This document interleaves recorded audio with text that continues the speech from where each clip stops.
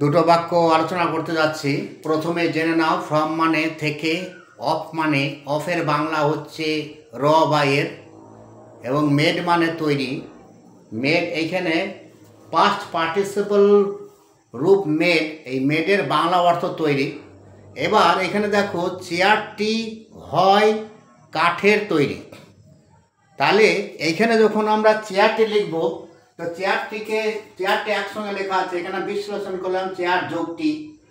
এবার এটারই আমার বাংলা করবো, এখানেও শব্দ সমষ্টি, অর্থাৎ এখানেও শব্দ আছে, তাহলে এইখান থেকে মানে লিখবো। তাহলে প্রথমে লিখেছি 1 নম্বর দিয়েছি, তার মানে 1 নম্বরটা প্রথমে লিখতে হবে। দা চেয়ার, কি পেলাম? দা চেয়ার। ইজ মানে কি আমরা সবাই জানি, ইজ মানে হয়। এবার অবশিষ্ট যে বাংলা শব্দগুলো আছে তার ইংরেজি অর্থ আমরা এর উপর চাপাতে চাপাতে চলে আসবো, দেখি তো হয় কিনা। এবার এখানে দেখো the chair is made of would, পেলাম কি? The chair is made of would.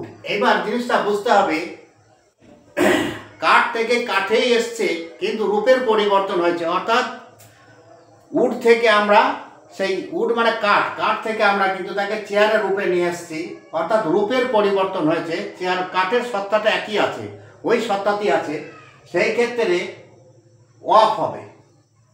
এবার আরও একটা জিনিস বোঝা উচিত, যে না আমরা কোনো সময় বলে চেয়ারটি হয় কাঠ থেকে তৈরি, আমরা কি বলি? কাঠের তৈরি। তাহলে এর শব্দ আমরা বলছি, কিন্তু আমরা এখানে ফর্ম লিখতে পারবো না, কেন? এখানে কাঠ থেকে তৈরি লেখা নেই, এইখানে লেখা আছে এর। এর শব্দের বাংলা, এর শব্দের ইংরেজি অর্থ হচ্ছে অফ। হয়ে গেল। আর একটি দেখো, আটাটি হয় চাল থেকে তৈরি।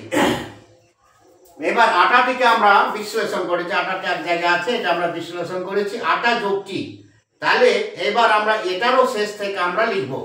সাবজেক্ট হলেও, সাবজেক্ট যদি একাধিক শব্দ বিশিষ্ট হয়, তাহলে কি করব? শেষ থেকে আমরা এটাকে গুছিয়ে লিখবো। তাহলে কি হবে? The Floud, the Floud.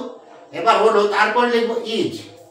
এবার যে অবশিষ্ট বাংলা শব্দগুলো আছে তার ইংরেজি অর্থ আমরা শেষ থেকে বসাবো। তাহলে কি হবে? The Floud is made from rice. কি হলো? The Floud is made from rice. আমরা পেয়ে গেলাম কি?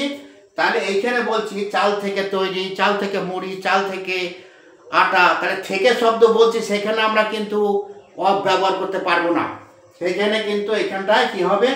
ফ্রম হবে।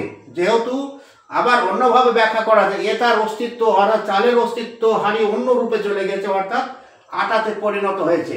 এই আটাকে আমি কিন্তু আর একটা রূপের পরিবর্তন হওয়ার ফলে এখানে কি হলো? ফ্রম হয়েছে, এইভাবে বোঝা যায়। আবার যেহেতু চাল থেকে তৈরি, আমরা থেকে শব্দ বলছি, তাহলে থেকে শব্দের অর্থ হচ্ছে ফ্রম, আমরা ফ্রমও বসাতে পারি। সহজভাবে বুঝতে গেলে থেকে শব্দ আছে, এখানে ফ্রম লিখে নাও।